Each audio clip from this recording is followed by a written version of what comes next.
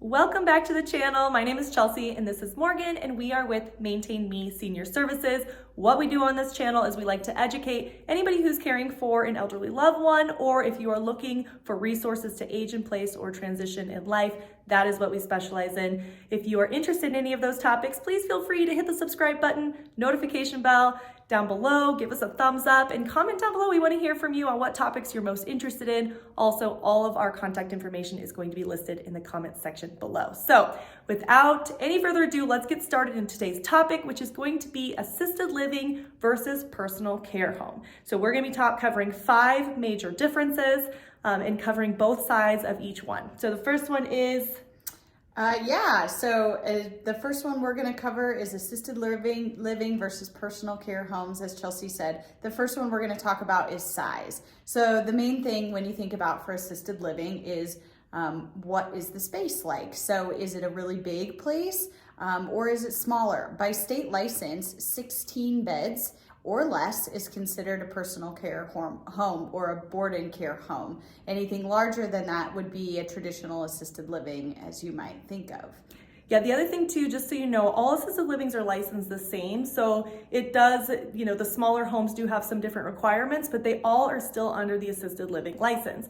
Now, for us, for educating purposes, how we communicate with people about small, medium, and large is we divide it into the 2 groups of personal care versus assisted living. But assisted living can also be broken down into 2 different categories. We like to call them small versus large to keep it simple. Small is going to be anything less than 100 beds, and then large is typically over 100 beds. The other thing about that is usually when we start seeing those larger assisted livings, we start seeing things with independent living, assisted living, memory care, and sometimes even a skilled nursing facility on site, which is in short term called a CCRC, which stands for what? Continuing Care Retirement Community. Yeah, CCRC is easier. Go ahead and use that. People know what that is in the industry. But if you're trying to age in place and go from the very beginning all the way through the end, it's typically you're going to see more beds higher than 100.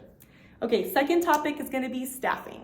Yeah, so staffing you can imagine, in a really big place takes more people. So in a larger place, you're oftentimes going to have a chef or a whole dietary team. You have housekeeping.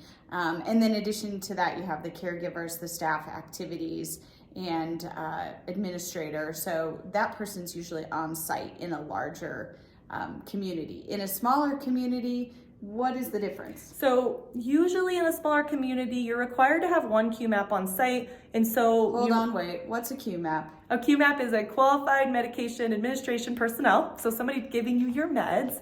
And so you have to have 1 QMAP on site at least, and everything else is based on acuity. So typically that caregiver could be the chef, they could be the housekeeper cleaning your room, they could be helping with activities. That person really plays a very large role in the personal care home. And so as you can tell, sometimes that will differ on how robust some of those programs can be. Now, staffing isn't just who's there, but also kind of that whole staffing to resident ratio. What does that look like? This is a question we get day in and day out, is what does your staffing look like? How many people do you have per resident?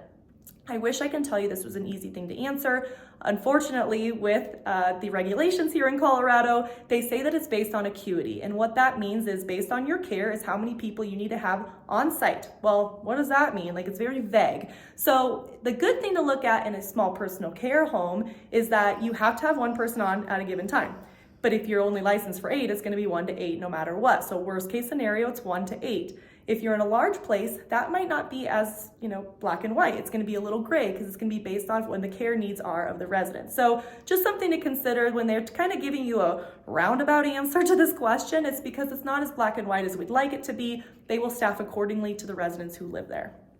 Okay, third. So the third difference is your actual living space in this assisted living. And in a large assisted living, you're probably in more like a studio apartment or a 1-bedroom.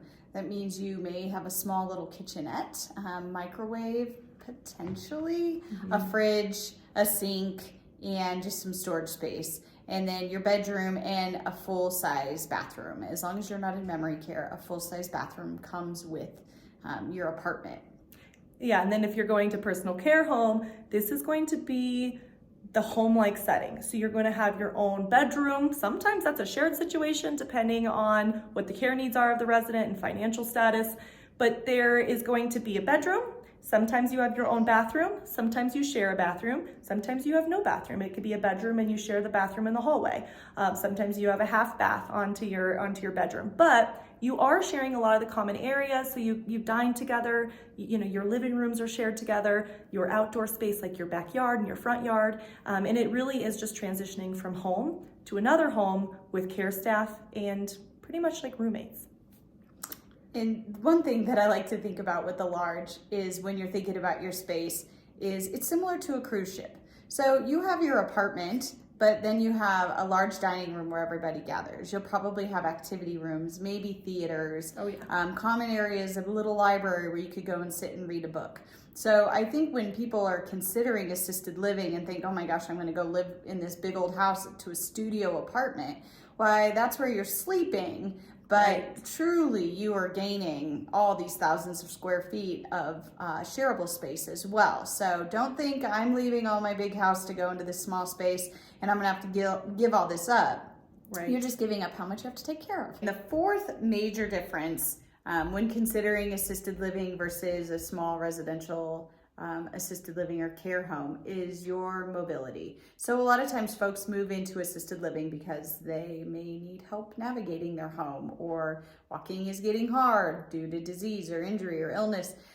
So when you move into a really big assisted living, think about the blueprint. It's going to have long hallways. You navigate those hallways at least 3 times each way to go to breakfast, lunch, and dinner, and then including activities. So it's really important if you're moving into a large community to be able to do that on your own, to be able to navigate and walk down into the dining room and basically take full advantage of your community. And if you have poor mobility, or even worse, you're waiting for someone to come and get you for those activities. Yes, they will tell you that they will do that. But what do you think the first thing when staffing is short is going to suffer? It's that extra engagement of the staff going and getting residents and bringing them down. So it's really important, if you're thinking about this, to take your mobility into account and know that if it's a big place, you're going to have to do a lot of walking. So be ready for that. Yeah, so with the personal care home side, we do see a huge advantage of the smaller environment for these mobility concerns. So you might be going from the bedroom to the dining room, but that's going to be about the same proximity that you're probably already doing in your home, but you're now going to have additional support from staff.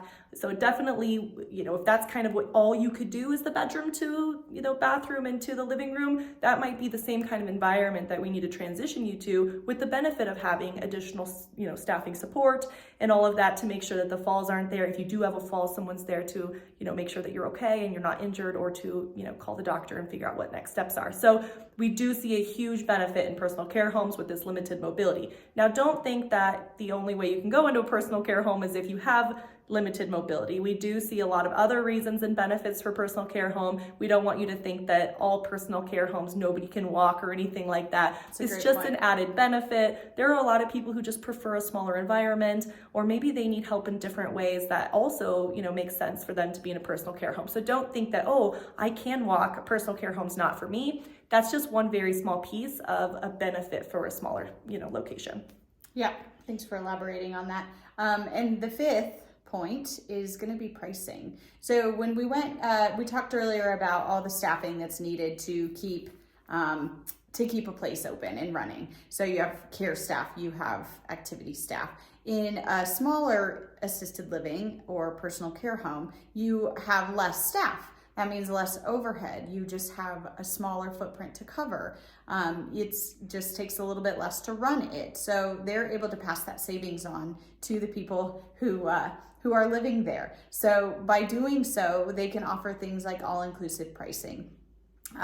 In the big places, they have to consider how much help they have on for that particular day for those particular needs, as we talked about before with acuity. So it's easier in that setting to piece out the help that's needed. Not everybody needs medication management, which requires the Q map. Not everybody needs help with a shower. Not everybody needs help with dressing or grooming. So they make those individual services It helps you pay for what you need only, but also it helps them make sure they have enough staff on for that day to meet all the needs of the residents. And so they kind of bill it accordingly. And so you don't get all-inclusive pricing typical in a bigger place. It's just not usually offered. Yeah, the one thing that I will say about the larger assisted livings on pricing is that everyone wants this really black and white, how much is it going to cost in the care level? Because they're very black and white on what your rent costs. Your rent might be $3,200. And they're like, oh, that's great. And they oftentimes will advertise that as their rent rate, but they forget to include all the rest.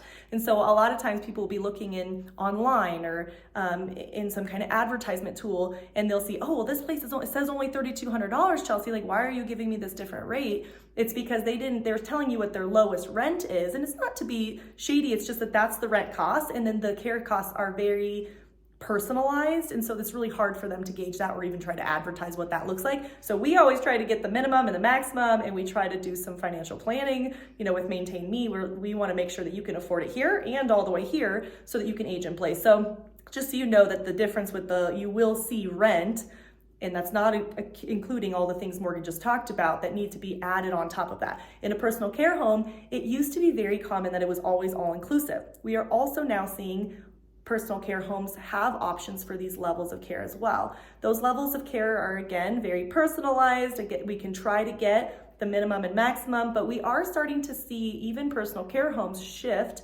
towards this levels of care model to make sure that they are staffing appropriately, that they have, that they're making sure they can take care of everyone's needs and not just putting it into a box. But we do still see a lot, and pretty much the only area that we see all-inclusive pricing outside of memory care units. And so it is an added benefit. If somebody has dementia and they're in a smaller location and every day looks a little different to them, it might make more sense that we have this, this amount of money to take care of this person, and it doesn't change every single day, because then maybe if they're on a financial plan, we are respecting that financial plan by not having these big shifts in care. So it's something that we look at with Maintain Me is, we want to not only medically respect you, but also financially respect you. And how do we guide you towards the right, area for both? Because there isn't a one size fits all, and we're lucky that every assisted living is a little different.